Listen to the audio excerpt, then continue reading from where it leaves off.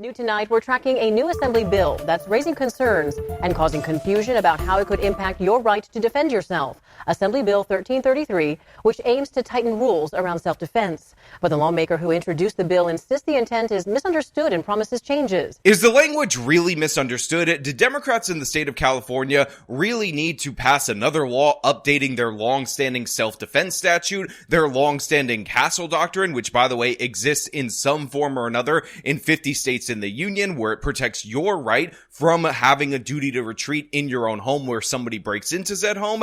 Absolutely not. No way. Not even close. Greetings and salutations, everyone. My name is Sean, and today we got to talk about yet another example of Democrats not learning a lesson and deciding to advocate for the criminal over the law-abiding citizen. And in this particular case, they have decided to essentially erode, nearly erasing the Castle Doctrine in the state of California if this bill ends up becoming law. Now, we're going to talk about this. We're going to break this down. But before we do, I want to thank everybody who supports this channel via actualjusticewarrior.com/join. Give me the money. Give me the money. Okay. Also, thank you for the shout out, Mr. Matt Walsh. Here she is on her show a little while ago, articulating her case for allowing men to compete against women. And I couldn't find the original video on Emma's channel, so I'm pulling this from this clip from a video on the channel Actual Justice Warrior, which you should check out to hear his take on this as well. But you should definitely consider following me on Twitter. I don't know exactly why, but I can never get any Daily Wire people to follow me on Twitter. Is it something wrong with my face? What is it? Do I smell bad? Can you smell me through the screen? Whatever. We're not going to focus on this too much, but still, I'm a little bit offended. Laura, the bill, I am told, seeks to close a loophole following a 2022 Supreme Court decision that expands gun rights. But the original language in the bill surrounding self-defense has left opponents worried. So I spoke to the bill's author and opponent, also an opponent, and a defense attorney to get their take on what's at stake. So due to the controversy that is surrounding this particular bill, obviously it has gone viral on social media, this local news reporter for this ABC affiliate has decided to talk to the lawmaker that is behind this in order to get his explanation for why these changes were totally necessary, even though they absolutely weren't, and whether or not this would actually erode self-defense protections. And guess what? They absolutely will. So we're going to hear what this representative actually has to say about this, but then we're actually going to go to the text of the bill, and I'm going to show you exactly what was removed and exactly what language was used to replace what was removed, because it makes it unambiguously clear where this person is coming from, despite what he says. Assembly Bill 1333, released 2 weeks ago, was meant to address what some see as a growing problem with vigilantism in public gun use, after a Supreme Court ruling nearly 3 years ago expanded the right to carry handguns in public for self-defense. That is intended to make sure that people understand that they can't go out in public, pick a fight with someone, and then shoot them and rely on self-defense as a defense in those cases. So let's make something 100% clear for everybody out there in the audience. That explanation from this state representative is objectively nonsense. According to him, California has a loophole in their self-defense statute that was created by the Bruen decision that somehow made it legal in the state of California for people to pick fights, take out a gun in the middle of the fight that they started, and then shoot and kill the person in a fight that they then initiated. And I just want to point out, in case you're wondering if this is the case, it is absolutely not the case. In no way, shape, or form has it ever been the case. And in fact, even in states with the strongest stand your ground type of protections, do not have a provision that allows you to do so. Typically, if you start an altercation, you cannot use deadly force as a mechanism in order to defend yourself, unless, of course, you have withdrawn from the altercation that you've started, or if you started a fist fight, that other person pulled out a deadly weapon in order to combat your regular force, and they escalated it to a deadly force situation. It is not at all covered in any way for you to initiate a fight, somebody throws a punch back at you, and then you pull out a gun and blow them away, and definitely not in the state of California. But the bill's original language has sparked confusion and backlash. One part of the proposal says killing someone in certain situations, such as to protect your home or belongings, is no longer considered justifiable. Neither is when excessive force is used. This bill does nothing and will do nothing to prevent someone from protecting themselves, their loved ones, or their home. One of the reasons why we're going to pull up the actual bill's text for you guys out there in the audience is because if you examine the document that the local news has put up for us closely, what you find out is that this is the legislative digest. It doesn't actually have the new law in comparison to the previous law where you could see the changes that were made, because if they did show you that, as it is featured on the California Assembly website, what you would find out is that it 100% undeniably restricts your rights in order to defend yourself, in order to defend your home, and essentially repeals the Castle Doctrine. Don't believe me? Well, guess what? We have the text right here, and conveniently, the old text has been crossed out in red and has been replaced with new text. So this is section 197 of California's Penal Code, and it reads as follows. So the original text says that a homicide is also justifiable when committed by any person in any, which is crossed out and replaced with all of the following cases. Number 1 used to read when resisting any attempt to murder any person or commit a felony. Now it just says when resisting any attempt to murder or to do something to cause great bodily injury upon any person. So right away, there's already a giant red flag, because you can see right there, they took out the language about the felony that you could also resist with deadly force if it were to be committed upon you. And you might say, oh, well, that's no big deal. Not all felonies should be classified this way. But here's the thing. Do you really want it to be up to California prosecutors when somebody pulls out a gun and he attempts to carjack you on whether or not you can be prosecuted if you were to defend yourself in that deadly force situation? Now, they'll argue in the prosecution of this particular case, which they would not be able to do before, that that person only intended to take your vehicle and you were not really at risk of serious bodily injury, or you could at least make a case that you weren't. Maybe he had a knife, maybe he had a bat or whatever, so you can't resist in a way that would potentially kill that person. What about a rape? Technically, a rape is one of the most serious felonies, but is it always 100% a risk to serious bodily damage, again, that would cause permanent long-term injuries of a physical nature?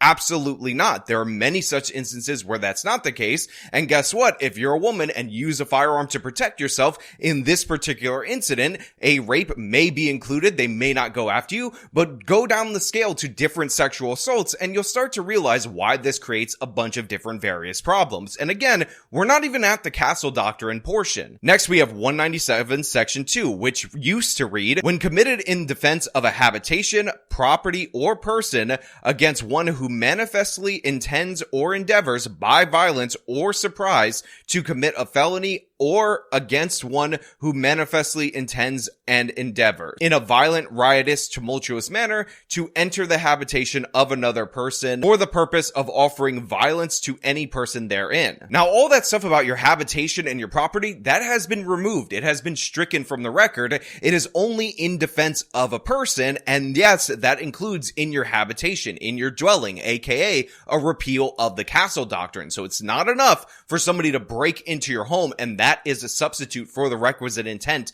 for deadly force. They have to physically threaten somebody or offer violence to any person therein. Now, the next one used to read, when committed in the lawful defense of such person or of a spouse, parent, child, master, mistress, servant, and there is a reasonable ground to apprehend a design, and this is where it's crossed out, to commit a felony or do some great bodily injury and imminent danger of such design being accomplished, but such person or the person whose behalf the defense was made, if he or she was the assailant or engaged in mutual combat, must really and in a good faith way have endeavored to decline any further struggle before the homicide was committed. So this right here is the provision that they're talking about, how they need to add it into the law in order to prevent people from starting an altercation or starting a fight and making sure they have to leave that altercation or leave the fight. Well, guess what? In this particular instance, you just got rid of that whole section. The exact section that you said wasn't in the bill was in the bill, and you removed it, and you ended up replacing it with, again, a much more loose standard. Now, they also just wiped clean section 4, which says, when necessarily committed in attempting by lawful ways and means to apprehend any person for any felony committed or in lawfully suppressing any riot or in lawfully keeping and preserving the peace. So in this particular case, if you see a dangerous violent felon and you end up having to capture this person because they're in the act of committing said felony, let's say they're assaulting a minor in a not so pleasant way, if you kill that person, that used to be a justified homicide because again, this is a dangerous individual in the act. You are lawfully trying to restrain him for law enforcement, but guess what? In this particular circumstance, that's completely wiped from the board. That is not protected activity. You are not allowed to do that. The citizen's arrest statute is gone. Assemblymember Rick Chavez the Burr says they are making changes to make sure their intention is clear. This is meant to make sure that the public feels safe and is safe in public places. Now, they also add everything in Section B. That's why it's in blue text. And I apologize for all the different reading of this particular bill, but the fact of the matter is, it is very important for you guys to understand what's actually in this bill and how it not only repeals the Castle Doctrine, but it actually restricts in a multitude of ways a bunch of different various self-defense that have been in California state law for decades. And again, I will add that the Bruen decision does nothing at all whatsoever in order to make these loopholes or anything of the sort. Section B, homicide is not justifiable when committed by a person in all of the following cases. Number 1, when a person was outside their residence and knew that using force likely to cause death or great bodily injury could have been avoided with complete safety by retreating.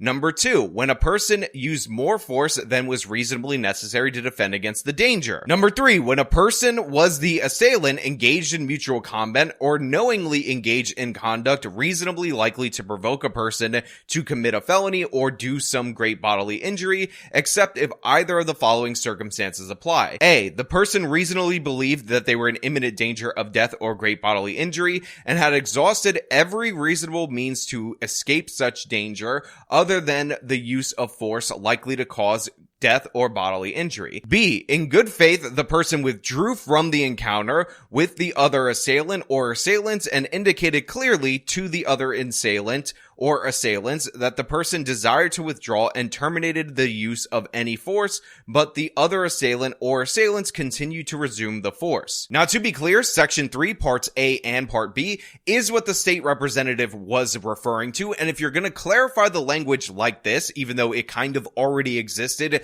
in the previous statute, I would be totally fine with this. But what this effectively does, based on all the different things, is that it ends up creating a duty to retreat within your own home, which again is very unusual because all 50 states have some version of the Castle Doctrine, which nerfs your duty to retreat within your own home. And in addition to that, it says that you cannot use deadly force against a bunch of different violent felonies that are committed against you because those felonies may or may not rise to the level where they are considered by a left-wing prosecutor who's ideologically opposed to your self-defense rights enough to cause great risk or serious bodily harm to you or imminent risk of death. This is why we have these laws written so plainly and so much in simple English in a bunch of different states. So this is why we say if they're committing a felony, rather than having a prosecutor try to adjudicate which felony was technically over this threshold or which one wasn't, because what ends up happening is defenders in states that don't have these protections end up facing lengthy court battles, and even if they win, they can go financially bankrupt fighting against these cases. But critics like Craig DeLuz, Director of Communications for the California Republican Assembly, believe the bill could create confusion around when self-defense is justified. My first reaction was clearly this is offered by someone who doesn't understand use of force law, doesn't understand use of force situations. DeLuz worries the bill could have an unintended consequence. And what this does, it puts them in a situation where they could potentially hesitate and it could cost them or someone they love their lives. So here you have somebody that is opposed to the bill, and he said it was written by somebody who does not understand self-defense laws, self-defense protections, and how they have to be worded in the state legislature, and he believes that this could cause people to second-guess themselves, and ultimately that will end up costing them their lives. Now, granted, I do think certain people might hesitate if they're aware of the law and they're afraid of the consequences of the law in the moment, but those cases are few and far between. The fact of the matter is, when you're in a self-defense situation and you have the capacity to defend yourself, instincts kind of take over and you normally act, but what this does do is open that person up to different various vulnerabilities from prosecution, and what you could end up with is a lawful self-defender in prison for a lengthy period of time, or at least being dragged through a lengthy court process. Defense attorney Mike Wise, who has handled homicide cases for decades, believes the bill could complicate decision-making process